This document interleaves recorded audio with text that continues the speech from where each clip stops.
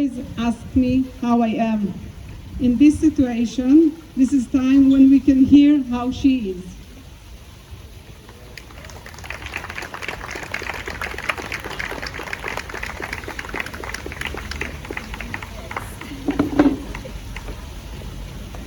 Hello everyone. Can you hear me?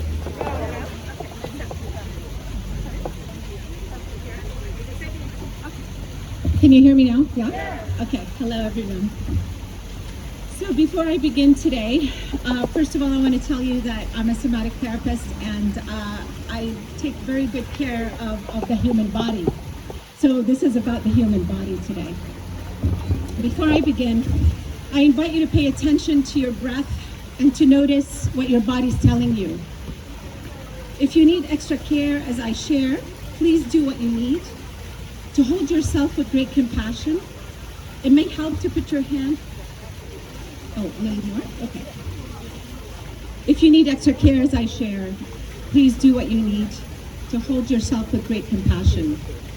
It may help to put your hand on your heart and sense the warmth being reciprocated between the two and visualize your breath moving toward that warmth. So I begin. I speak to you today, not as a Palestinian, a Muslim, a Christian, or a Jew, but as an Arab and a sister who was brought up on the other side of the West Bank, better known as Jordan. Growing up, it was normal to hear my mother and my father in casual conversation with friends and neighbors stress that I was born during the war. The phrase, "she is a child of war," was etched in my body, and I was forever affected by the unspeakable defeat of the Arab people against Israel in the War of '67 after it seized the West Bank, Gaza, and Golan Heights, and forever affected by the pain that seared into the collective body of the place I called home. A short-lived battle, only 6 days in real time, was only the beginning of my recollections of a lifetime of injustice and bodies occupied by trauma inflicted upon our brothers and sisters next door in Palestine, and a whole region fraught with despair.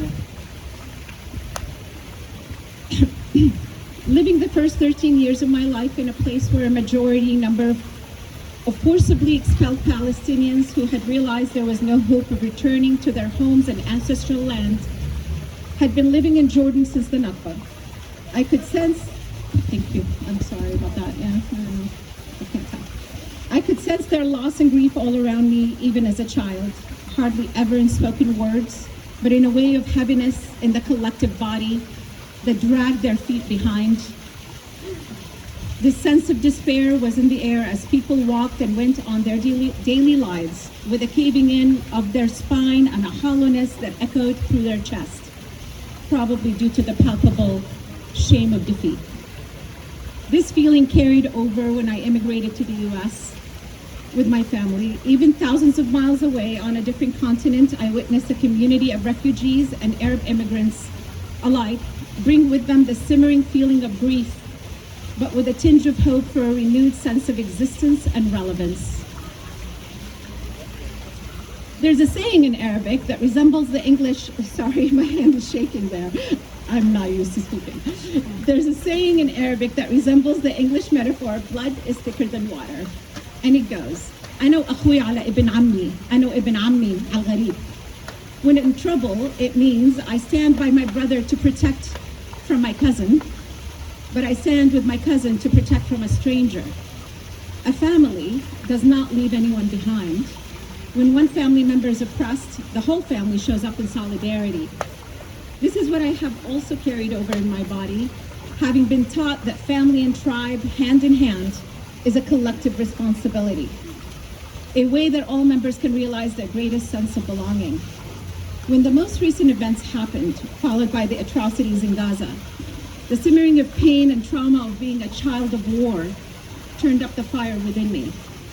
So here I am standing in front of all of you, my extended family, as an Arab woman having embodied a lifetime of collective trauma, just like you, and secondary trauma to the Palestinian suffering, and want to end the cycle of despair within my family and tribe here and in the region that I call homeland. So brothers, sisters, cousins, and extended family.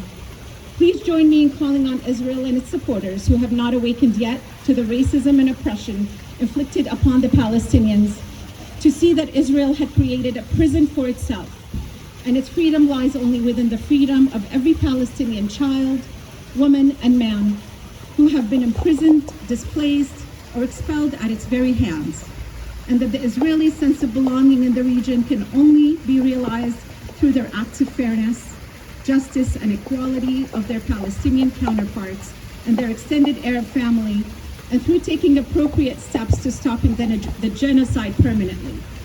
I'd like to pause.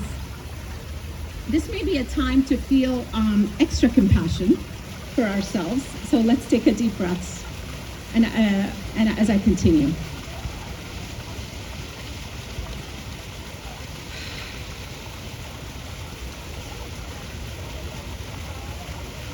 Imagine a little girl with her grandfather, inseparable. He is her world as she wraps her tiny arms around his neck. She sits in his lap and wants to play her favorite game with him. She pulls on her grandfather's beard and giggles. So he tugs gently on her right pigtail and tells her, well, I will let go if you let go. She giggles some more, and he smiles, both with their eyes softly gazing at each other, and she thinks for a moment, and finally she lets go, and so does he. They laugh joyously, and her laughter fills the air like bubbles popping as she bounces after them. Now, imagine this grandfather carrying his granddaughter's tiny body, embracing her with his caring arms, and bringing her face closer and wrapping his beard over her head as it rests on his chest, as if shielding her from seeing the harm that has been done to her. His chin is now locked and the crown of her head, his chin is now locked with the crown of her head and begins to swing his head side to side, with her head following his lead. He tilts her head back to look at her, her eyes gently shut as if she were sleeping. He asks her to wake up. Well, he asks her again and again to wake up. Her body dangles back like a rag doll in his arms. He attempts to open the lid of her left eye, and holds it with his fingers, then leans forward and kisses the inside of her eye, still hoping she would wake up. He holds her in a long embrace with his long beard gently brushing against her face, knowing this would be the last time he would ever be able to rest her body in his arms. He lays her lifeless body on a white sheet the ambulance technician had just prepared for her on the ground.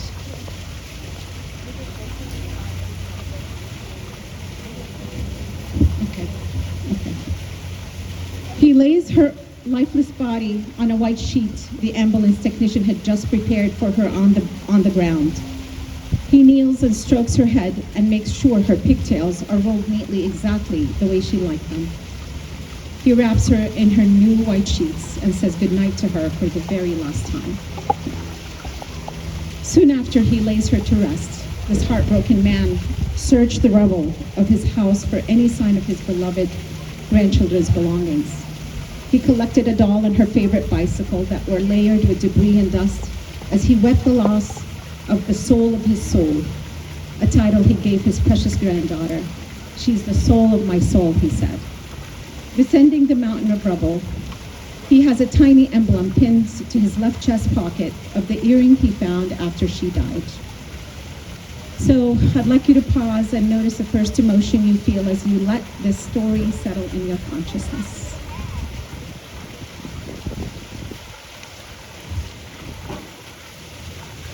This is the story of Khaled, a grandfather whose house and neighborhood were bombed by Israeli forces, resulting in the killing of his 3-year-old granddaughter Reem and his 5-year-old grandson Tariq. So now check in with your body again, and how do you feel about this man now, knowing who he is? Notice any thoughts coming up or the narrative that you hold about this story. Had we heard this story outside of the context of Gaza and the occupation, how would we hold the narrative then? What might we think of this loving and tender man as he's going through the biggest loss of his life? How would our perception change after seeing him in his traditional Muslim attire, despite his peaceful and warm demeanor? Could we possibly move past our own prejudices brought on by Western media and the demonization of Arabs and Muslims? Is it possible that it's his faith is what is carrying him through his pain while showing grace under the unimaginable of atrocities? And finally, how willing and ready are we to move past our own narratives in the name of peace and equality? Thank you.